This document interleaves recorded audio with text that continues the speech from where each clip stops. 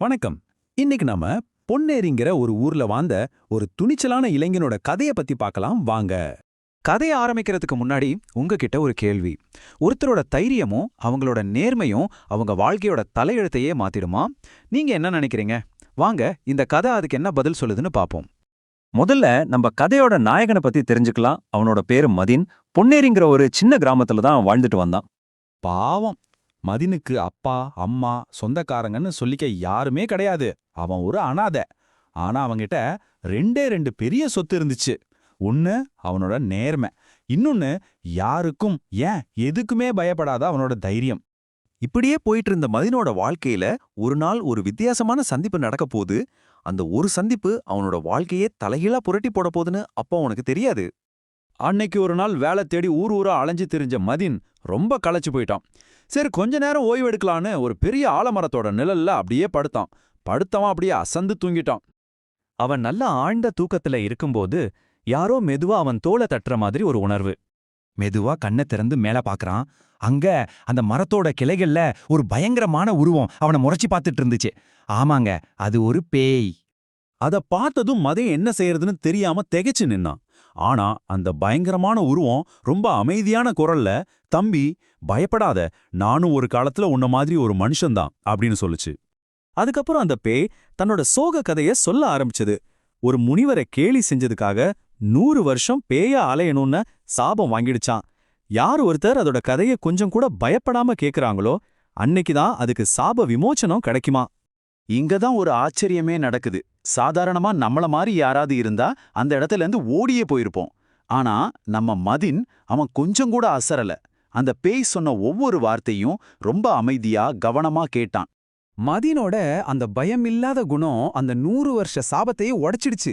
அடுத்த நிமிஷமே அந்த பயங்கரமான பேய் உருவம் மெதுவா மாறி ஒரு அழகான மனித உருவமா மதினுக்கு முன்னாடி வந்து நின்னாரு. அந்த ஒரு சம்பவத்துக்கு அப்புறம் மதினோட வாழ்க்கையே மாற ஆரம்பிக்குது. அவனோட பயணம் இப்போ காட்டுல இருந்து நேரா அரண்மனைக்கு போகுது. வாங்க எப்படின்னு பார்க்கலாம். அந்த மனுஷங்கிட்ட இருந்து விடை பெற்றுட்டு மதின் பக்கத்துல இருந்த நகரத்துக்கு போனான். அங்க பார்த்தா அரசரோட பிறந்தநாள் விழா ரொம்பவே கோலாகலமா நடந்துட்டு இருந்துச்சு. அங்க நடந்த எல்லா போட்டிகள்லயும் நம்ம மதின் தான் ஜெயிச்சான். அவனோட திறமையும் தைரியத்தையும் பார்த்து அசந்து போன அரசர் அவனை தன்னோட அரண்மனையிலேயே சிறப்பு விருந்தினரா தங்க வச்சாரு. அரண்மனையில நிம்மதியா தங்கிட்டு இருந்த மதின் ஒரு நாள் ஒரு மறைக்கப்பட்ட ஆபத்தையும் சுவத்துல ஒளிஞ்சிருந்த ஒரு ரகசியத்தையும் கண்டுபிடிக்கிறான். அது என்ன ரகசியம்னு பார்க்கலாமா?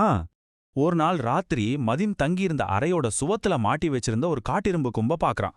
அது ஏதோ ஒரு காரணத்துக்காக அங்க இருக்குன்னு அவனுக்கு தோணுச்சு. சும்மா ஒரு ஆர்வத்துல அந்த கொம்ப லேசா திருப்புனா அப்போ கிர் அப்படின்னு ஒரு சத்தம் கேட்டுச்சு. என்னடான்னு அவன் சுத்தி முத்தி பாக்கறதுக்குள்ள அவன் நின்னுட்டு அந்த தர திறந்து கீழே போறதுக்கு ஒரு ரகசிய சுரங்கப்பாதைய காட்டுச்சு. இங்க பாருங்க, மறுபடியும் மதினோட நேர்மை வெளிப்படுது.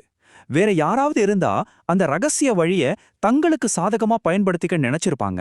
ஆனா மதின் கொஞ்சம் கூட யோசிக்காம உடனே அரசர்கிட்ட ஓடிப்போய் நடந்த எல்லா உண்மையும் சொன்னான்.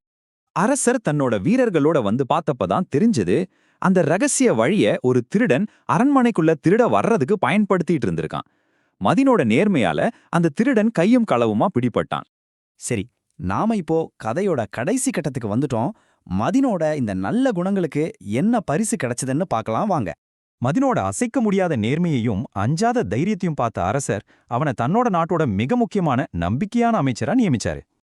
இந்த கதை மூலமா நாம தெரிஞ்சுக்க வேண்டிய விஷயம் என்னன்னா, பயமில்லாத மனசும் நேர்மையான இதயமும் நம்மகிட்ட இருந்தா போதும். வாழ்க்கை தானாவே நம்மள ஒரு பெரிய உயரத்துக்கு கூட்டிட்டு போகும். மதின் கிட்ட தைரியமும் நேர்மையும் அவனோட கதைய மாத்துச்சு. அந்த மாதிரி உங்க வாழ்க்கை கதைய மாத்தக்கூடிய சக்தி எதுன்னு நீங்க நினைக்கிறீங்க? மறக்காம யோசிச்சு பாருங்க.